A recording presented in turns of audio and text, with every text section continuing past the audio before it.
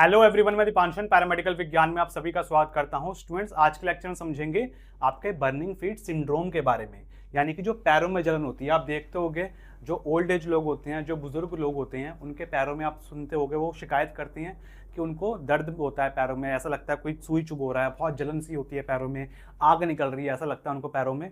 तो वो क्या होता है, किस वजह से होता है, उसके क्या क्या सिम्टम्स होते हैं जो आपको शो होते हैं, किन किन कारणों से ये सब दिक्कतें हो सकती हैं और इसका हम ट्रीटमेंट किस तरीके से करते हैं।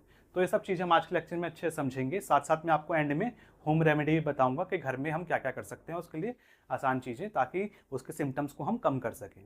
तो पैरों में जलन जो होती है उसके बारे में अच्छे से समझते हैं। तो देखो इसमें क्या होता है, बर्निंग सेंसेशन होगी, ऐसा लगेगा बिल्कुल जल सा रहा है पैरों में। बेसिकली क्या होगा, जलन होगी। ठीक, पैरों में क्या होगा, जलन होगी, बर्निंग सेंसेशन होगा, टिंगलिंग यानी कि झुंझुनी होगी, और हीट फीलिंग यानी कि गर्माहट महसूस होगी। ये सब क्यों हो रहा है? क्योंकि आपकी जो नर्व है, जो आपकी नर्व है, जो नस है, उसमें कोई ना कोई दिक्कत है, नस की कोई ना कोई समस्या है, इसकी वजह से ये होता है। जो नसें होती हैं हमारी, नर्व होती है, उसकी कोई दिक्कत है जिसकी वजह से ये सब हो रहा है। अब ये कारण किस वजह से हो रहा है, बेसिकली हो क्यों रहा है ये, इसकी पैथोफिजियोलॉजी थोड़ी समझते हैं कि ये रोग कैसे डेवलप हुआ पेशेंट के अंदर। तो पेरिफेरल नर्व जो होती है वो डैमेज हो जाती है। अगर आपकी पेरिफेरल नर्व जो होगी वो डैमेज हो जाएगी तो उसकी वजह से क्या होगा, पेशेंट को एबनॉर्मल पेन का सिग्नल होगा। ठीक है, तो उस नर्व डैमेज होने की वजह से नस डैमेज हो गई तो उससे क्या होगा, पेन का सिग्नल होगा। ठीक, यही पेन का सिग्नल जो होगा वो पेशेंट को एज अ बर्निंग, जला जला सा फील होगा। क्यों मेन हुआ है, बेसिकली क्योंकि आपकी जो नर्व है वो डैमेज हो गई है। नर्व डैमेज होने की वजह से जो आपका सिग्नल हो रहा है, जो मेन बॉडी सिग्नल ट्रांसमिट कर रही है दर्द का, वो दर्द का सिग्नल एज अ हम क्या इंटरप्रेट कर रहे हैं कि आपको जल सा रहा है। ओके, बर्निंग सेंसेशन हो रहा है, लेकिन बेसिकली कारण की बेसिकली दिक्कत क्या है कि पेशेंट की नर्व जो है वो डैमेज हो गई है। तो इसके मेन क्या क्या कारण हो सकते हैं, ये किन किन कारणों से हो सकती है, तो इसमें आपको मैं मार्क कर देता हूं। जैसे कि आपका डायबिटीज मेलाइटस, डायबिटीज की वजह से किसी को डायबिटीज की दिक्कत है तो भी हो सकता है ये, तो उसको हम डायबिटिक न्यूरोपैथी बोलते हैं। डायबिटीज की वजह से आपकी नर्व जो है वो डैमेज हो गई है। ओके, तो भी इस केस में भी आपको ये देखने को मिल सकता है। विटामिन B12 की अगर कमी है तो उससे क्या होगा, जो नर्व है वो डिजनरेट हो जाती है, उसकी मॉर्फोलॉजी थोड़ी सी चेंज हो जाती है। उसको लिए जरूरी होता है आपका बेसिकली नर्व के लिए विटामिन B12। अगर वो आपकी बॉडी में कम है तो भी नर्व डैमेज हो सकती है। पेरिफेरल न्यूरोपैथी हो जाएगी तो उससे भी क्या होगा, जला सा फील होगा, बिल्कुल जला जला सा फील होगा। पेरिफेरल वैस्कुलर डिसीज अगर पेशेंट को होगा, वैस्कुलर डिसीज यानी कि ब्लड वेसल की बात हो रही है, ब्लड फ्लो की बात हो रही है। अगर आपका ब्लड फ्लो कम है, अगर पैरों तक ब्लड फ्लो नहीं पहुंच पा रहा है, ब्लड फ्लो आपका कम है, रिड्यूस है, तो उसकी वजह से भी क्या होगा, जला जला सा फील होगा पैरों में। हाइपोथायराइडिज्म, किसी को थायराइड की अगर शिकायत है तो भी ये फील हो सकता है, आपका बर्निंग सेंसेशन हो सकता है। ओके, इसके अलावा कोई पेशेंट अगर बहुत ज़्यादा अल्कोहल कंज्यूम कर रहा है, क्रॉनिक अल्कोहल इनटेक कर रहा है, तो उससे क्या होगा, नर्व जो होंगी वो डैमेज हो जाएंगी और बर्निंग फीट सिंड्रोम होगा। फंगल इन्फेक्शन अगर किसी को है, ठीक, फंगल इन्फेक्शन से क्या होगा, खुजली होगी और बर्निंग होगी। ठीक है, फुट में फंगल इन्फेक्शन हो गया है तो खुजली होगी, बर्निंग, जला जला सा फील होगा। टाइट फुटवेयर अगर कोई पेशेंट पहन रहा है या फिर बहुत लंबे समय तक खड़ा रहता है तो उससे क्या होगा, जो नर्व्स हैं उन पे प्रेशर पड़ता है, जो नसें हैं उन पे प्रेशर पड़ेगा, जिससे क्या होगा, जला सा फील होगा। ओके, तो ये सारे इसके कारण होते हैं। तो अब इसके सिम्टम्स देखते हैं। सिम्टम्स बेसिकली पेशेंट को क्या फील होते हैं, बर्निंग सेंसेशन, रात के समय पे ना जलन बहुत ज़्यादा होती है।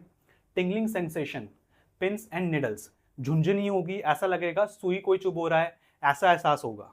ओके, नंबनेस, नंबनेस यानी कि सुन्नपन, पैर बिल्कुल सुन्न हो गए हैं। रिड्यूस सेंसेशन यानी कि संवेदना जो है वो कम हो गई है, सेंसेशन कम हो गई है, फील नहीं हो रहा पेशेंट को, सुन्न हो गया है। पेन और डिस्कम्फर्ट इन फीट, पैरों में क्या होगा, दर्द होगा, असहजता होगी।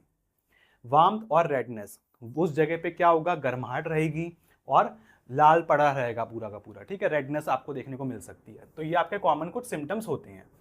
अब हम ट्रीटमेंट पे आते हैं। ट्रीटमेंट लेने से पहले बता दूं, इसमें जो मेडिसिन मैं आपको बता रहा हूँ ये सारी मेडिसिन प्रिस्क्रिप्शन बेस्ड होती हैं, डॉक्टर के पर्चे पे लिखने के बाद ही ली जाती हैं। तो आप कभी भी अपने आप से ये मेडिसिन नहीं लेनी है, हमेशा डॉक्टर की सलाह से लेनी है। ओके, बाकी नॉलेज के लिए आपको ये बता रहा हूँ मैं। तो ये देखो, इसमें हम क्या किस तरीके से ट्रीटमेंट करते हैं। सबसे पहले हम करते हैं न्यूरोपैथिक पेन ड्रग्स देते हैं पेशेंट को। न्यूरोपैथिक यानी कि आपकी जो बेसिकली नर्व है वो डैमेज हो रखी है, तो नर्व्स पे जाके डायरेक्टली ये काम करेगी। तो हमारा जो नसों का दर्द है उसकी दवा आप सबसे पहले देंगे, ठीक। तो उसमें हम क्या देते हैं, प्रीगाबा देते हैं, ठीक, प्रीगाबा देते हैं, प्रीगाबा दे सकते हैं या फिर गाबापेंटिन दे देते हैं। इन दोनों में से कोई भी ड्रग देते हैं। प्रीगाबालिन जो है, आपको बता रहा हूँ, प्रीगाबालिन जो ड्रग है इसमें आपके दो अच्छे अच्छे ब्रांड्स बता रहा हूँ, जैसे कि आपका नर्विजैसिक हो गया, इसमें प्रीगाबा 75 हो गया। तो 75 mg की ड्रग है, ये पेशेंट को दिन में 1 बार या फिर 2 बार लेने को बोलते हैं, एज कम्पेयर टू पेशेंट आपका कितना ज़्यादा उसको दिक्कत है पेशेंट को, ठीक।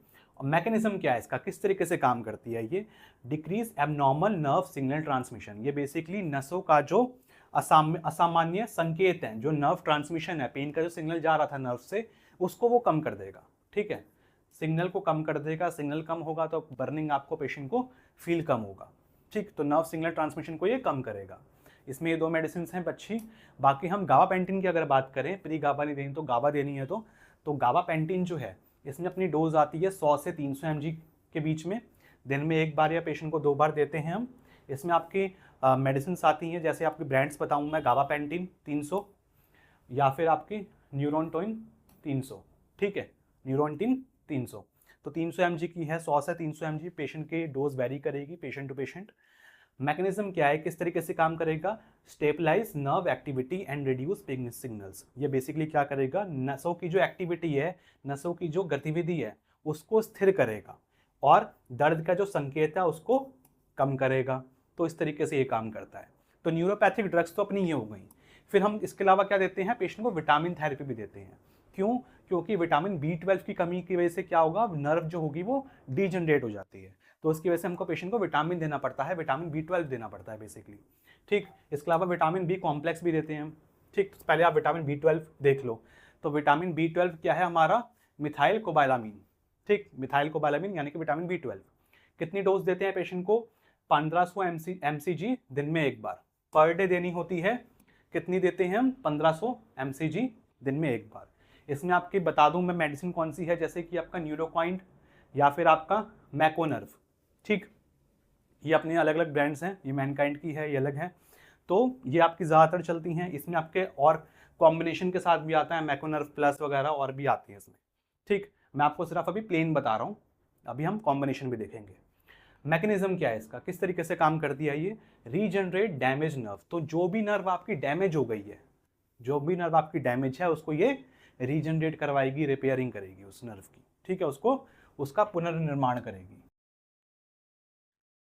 इसके अलावा आप विटामिन B कॉम्प्लेक्स भी देते हैं। विटामिन B कॉम्प्लेक्स में आपका जैसे कि बिकासोल के कैप्सूल्स हो गए, न्यूरोबॉइन फॉर्ट हो गया, ये आपके दिए जाते हैं, इन दोनों में से कोई भी। तो 1 कैप्सूल पेशेंट को पर डे लेने को बोला जाता है। ये क्या करेगा, नर्व का जो मेटाबॉलिज्म है उसको इम्प्रूव करेगा, नर्व का फंक्शन को अच्छा करेगा, अच्छे से आपकी नर्व काम कर पाए, उसके लिए दिया जाता है आपका ये, ओके।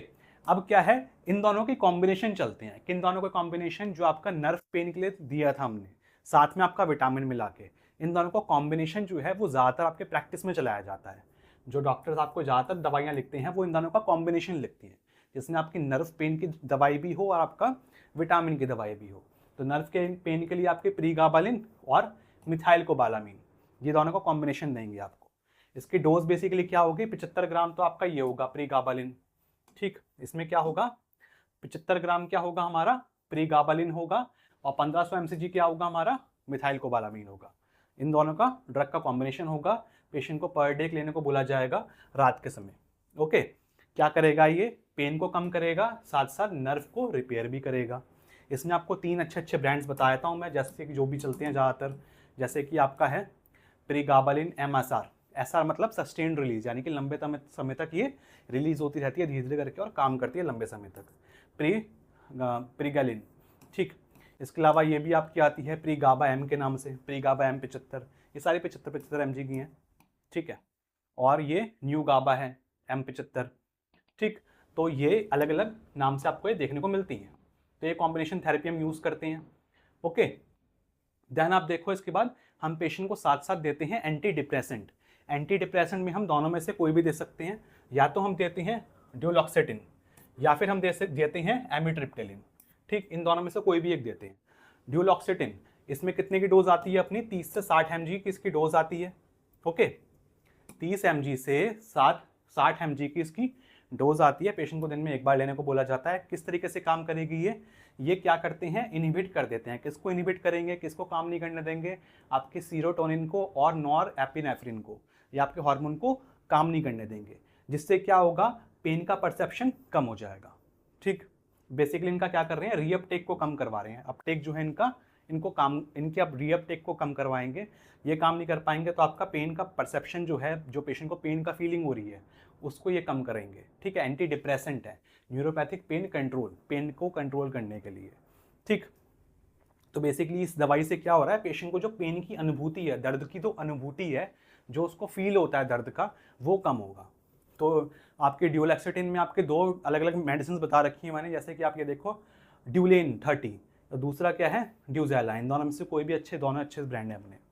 ठीक है, कोई भी दे सकते हैं। फिर एमिट्रिप्टिलिन देख लो, ड्यूलैक्सेटिन नहीं देने तो एमिट्रिप्टिलिन देते हैं। तो एमिट्रिप्टिलिन इसकी डोज कितनी आती है 10 से 25 mg। काम करने का तरीका इसका भी दोनों सेम है। ठीक है, दोनों का काम करने का तरीका सेम है। सीरोटोनिन एपिनेफ्रिन हार्मोन जो है उसका रीअपटेक को इनहिबिट कर देगा। वो इनहिबिट हो जाएगा तो क्या होगा, आपका जो पेन का परसेप्शन है वो कम हो जाएगा। तो इसमें कौन सी मेडिसिन आती है आपकी, एमिट्रिप्टिलिन में आपके अच्छे कौन से किस नाम से आती है, एमिटोन 25, और ये आपकी दूसरी है ट्रिप्टोमर। इन दोनों में से कोई भी पेशेंट को अच्छे से हम दे सकते हैं। ओके, बाकी अगर पेशेंट को फंगल कोई इन्फेक्शन है, कोई अगर फंगल इन्फेक्शन है तो हम फंगल इन्फेक्शन का ट्रीटमेंट करते हैं, एंटी फंगल देते हैं। उसमें कौन सी मेडिसिन दे दी हैं वो सब आपको मैंने पहले ही बता रखा है इस वाले लेक्चर में। क्लोट्रीमाजोल क्रीम वगैरह ये सब चीज़ें देते हैं। फंगल इन्फेक्शन का ट्रीटमेंट करेंगे तो उससे क्या होगा, पेशेंट को बर्निंग सेंसेशन कम होगा। ठीक, तो मेन जो रूट कॉज है हमको उस पर काम करना है इसमें। इसके अलावा अगर पेशेंट को डायबिटीज़ की समस्या है, डायबिटीज़ मेलाइटस है, उसकी वजह से दिक्कत है, तो पेशेंट का हम डायबिटीज़ कंट्रोल करेंगे। तो डायबिटीज़ कैसे कंट्रोल करते हैं उसमें आपको बता रखा है, मेटफॉर्मिन वगैरह देते हैं। ठीक है, सारी मेडिसिन आपको अच्छे से बता रखी है इस वाले लेक्चर में। तो इन दोनों लेक्चर्स को भी आप इस वीडियो के बाद अच्छे से जाके देख सकते हैं। बाकी आपको मैं सपोर्टिव केयर बताऊं, सपोर्टिव केयर में आपका एप्सॉम साल्ट आता है। ठीक है, एप्सॉम सॉल्ट, ये जो सॉल्ट है ये अपने को 3 से 4 चम्मच मिलाना होता है एक टब पानी में, और पेशेंट को बोला जाता है कि रात को जो एक टब पानी है उसमें पैर डाल के बैठिए। ठीक है, आपके गर्म पानी के अंदर मिलाया जाता है ये। इसमें क्या होता है, मैग्नीशियम सल्फेट होता है बेसिकली। तो इससे पेशेंट को बहुत ज़्यादा रिलैक्स मिलता है, बहुत ज़्यादा राहत मिलती है। एप्सॉम सॉल्ट हो गया आपका एक। तो इसके अलावा पेशेंट को अगर ये नहीं करना तो ठंडे पानी में पैर को सोक करने के लिए बोला जाता है, ठंडे पानी में रखने को बोला जाता है, जिससे क्या होगा, बर्निंग सेंसेशन कम होगी। या पेशेंट को अगर पेशेंट कोई बहुत ज़्यादा टाइट फुटवेयर पहन रहा है तो उसको बोला जाता है कि लूज़ फुटवेयर पहनने हैं। ठीक है, कंफर्टेबल फुटवेयर पहनने हैं, ज़्यादा देर तक खड़े नहीं होना, आपके नर्व पे प्रेशर पड़े उसको हमको कम से कम करना है कि नर्व प्रेशर ना पड़े। ओके, ज़्यादा देर तक खड़े हैं तो उसको खड़े होने से मना करना है। तो बस यही था हमारा आज का लेक्चर आपके बर्निंग फीट के बारे में। तो स्टूडेंट्स, अगर आपको वीडियो अच्छी लगी तो वीडियो को लाइक करना, क्लासमेट्स के साथ वीडियो को शेयर करना। मिलते हैं हम बहुत जल्दी नेक्स्ट वीडियो में, तब तक के लिए बाय बाय।